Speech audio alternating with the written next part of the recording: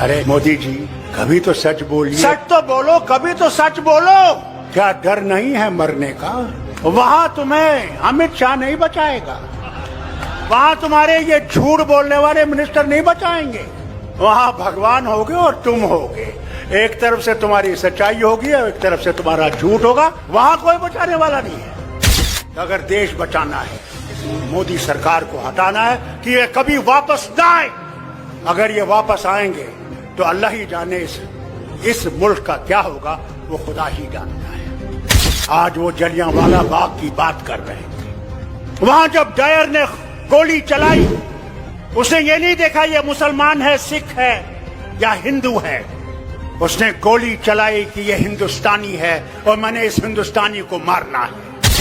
उस खून को याद कीजिए जो वहां उस जमीन पे पड़ा हुआ है। वो हिंदुस्तानी का खून था। उस वक्त धर्म नहीं था। आज हम धर्म पे बटे जा रहे हैं। महात्मा गांधी ने एक आंदोलन शुरू किया। उनकी लड़ाई ये नहीं थी चलो एक दिन प्रधानमंत्री बनेगा हिंदुस्तान का, इसलिए किया कि भारत से अंग्रेजों को निकालना है। हमें अपने झगड़े भूल जाने हैं। अगर हम अपने झगड़े नहीं भूलेंगे तो फिर कभी भी हम इनको नहीं निकाल नहीं सकते। जब इलेक्शन आए और मरने का समय भी होगा, उससे कहना भगवान से मुझे सिर्फ इतनी मोहलत दे कि मैं अपना बटन दबा सकूं, उसके बाद मैं तैयार हूं। जहां ले जाओगे मैं तैयार हूं जाने के। और मरने से पहले मैं जरूर वो देश देखूंगा जिसे मैं कहूंगा गांधी तेरा देश बन गया, शेख अब्दुल्ला तेरा देश बन गया, नेहरू तेरा देश बन गया, आजाद तेरा देश बन गया। और जिन्होंने कुर्बानियां दी हैं उनसे भी जाके कहूंगा तुम इस देश के लिए सो गए, मगर आज वो देश तुम्हारी मेहरबानी से जिंदा है। अरे जो हम पे वार किए गए नेशनल कॉन्फ्रेंस पे, जो हमारी खुद मुख्तारी लूटी गई, पहले उनको निकालो जो इस देश को गुलाम बनाना चाहते हैं। जिस रेल को कश्मीर पहुंचना था, कटरा से बानिहाल तक, वो कहते हैं पहले कहते थे 2007 में पहुंचेगी, फिर कहने लगे 2010 में, फिर 15, अब कहते हैं 2025। मेरे ख्याल से तब तक मैं पहुंच जाऊंगा अल्लाह के पास, तो वो रेल छुक छुक करके भी नहीं पहुंचेगी। अरे सच तो बोलो, कभी तो सच बोलो।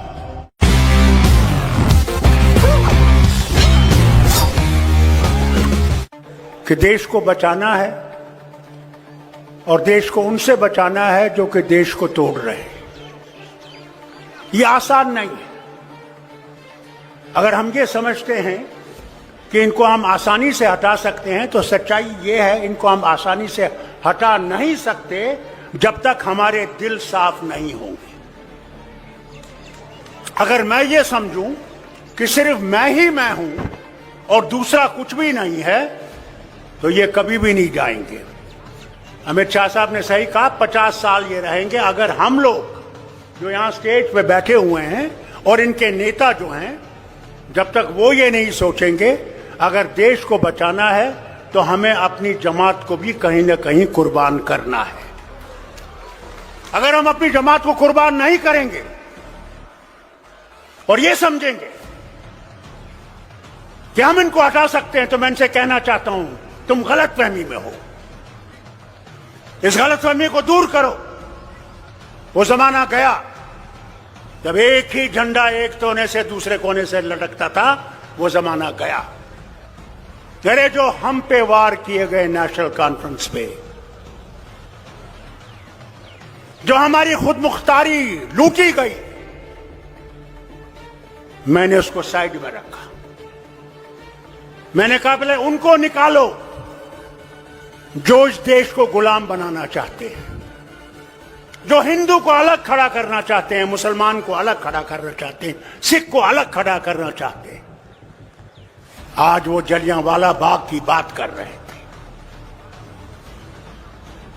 और जब मैंने वो डिबेट सुनी आज पार्लियामेंट में, और मैंने पहले भी सुना था और गया था जलियांवाला बाग में, वहां जब डायर ने गोली चलाई, उसने ये नहीं देखा ये मुसलमान है, सिख है या हिंदू है। उसने गोली चलाई कि ये हिंदुस्तानी है और मैंने इस हिंदुस्तानी को मारना है।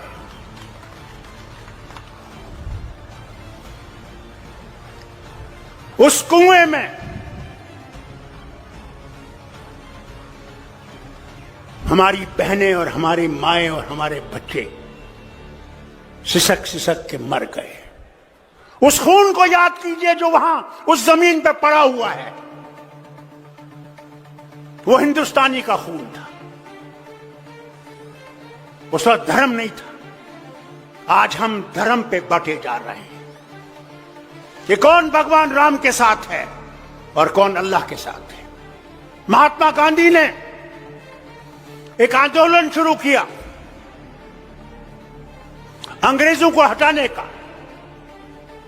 ये नहीं कि मैंने कुर्सी पे बैठना है, इसलिए किया कि भारत से अंग्रेजों को निकालना है। उनकी लड़ाई ये नहीं थी कि चलो एक दिन प्रधानमंत्री बनेगा हिंदुस्तान का। आज हम ये सोचते हैं कि मोदी को निकाल के मैं प्रधानमंत्री बनूंगा। अरे पहले तो उसको निकालो, फिर प्रधानमंत्री की कुर्सी की सोचो। हम पहले ही प्रधानमंत्री बने। मैं इन हिंदुओं से पूछना चाहता हूं, क्या भगवान राम सिर्फ तुम्हारा राम है? तुम्हारी पुस्तकों में लिखा है कि भगवान राम विश्व के भगवान हैं। तो अगर वो विश्व का भगवान है तो वो सबका भगवान है। वो अंग्रेजों का भी है, रूसियों का भी है, उनका भी है जो मानने वाली नहीं। हमें अपने झगड़े भूल जाने हैं। अगर हम अपने झगड़े नहीं भूलेंगे, मैं लीडरों से कहता हूं, तो फिर कभी भी हम इनको नहीं निकाल नहीं सकते। पहला कदम हमने उठाना है कि अगर हमने देश को बचाना है, पहले अपने आप को कुर्बान करना है। इस देश के लिए हमने कुर्बान करना है, कुर्सी के लिए कुर्बान नहीं करना। कुर्सी देश देगा और देश ही कुर्सी देने वाला है और देश ही कुर्सी से हटाने वाला है। अरे मोदी जी, कभी तो सच बोलिए कि हमारा हाल क्या है।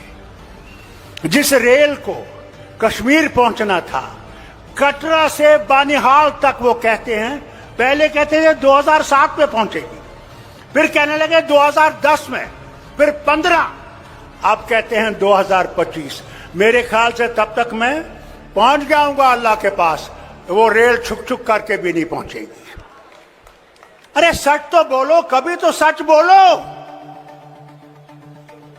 क्या डर नहीं है मरने का? जो आया है उसने जाना है। वहां तुम्हें अमित शाह नहीं बचाएगा। वहां तुम्हारे ये झूठ बोलने वाले मिनिस्टर नहीं बचाएंगे। वहां भगवान होगे और तुम होगे। एक तरफ से तुम्हारी सच्चाई होगी और एक तरफ से तुम्हारा झूठ होगा। वही हाल मेरा होगा, वही शरद पवार का होगा, वही आपके मुख्यमंत्री का भी होगा। वहां कोई बचाने वाला नहीं है। जो करोगे वही बचाएगा। इसलिए उससे डरो, उससे डरो। हमारे से मत डरो, उससे डरो। मेरा ईमान है कि हिंदू इतना ही मेरा भाई है जितना मुसलमान है या सिख है या ईसाई है। मैं उस घर में पला हूं जिसमें था नारा हिंदू मुस्लिम सिख इत्तेहाद, यानी सब बराबर है, कोई फर्क नहीं है। आज हम लोगों को बांटा जा रहा है। इससे आपसे और इन लीडरों से अपील करता हूं, सब लीडरों से, कि अगर देश बचाना है तो हमें अपने आप को कुर्बान करके इस देश को बचाना है और इस मोदी सरकार को हटाना है कि ये कभी वापस ना आए।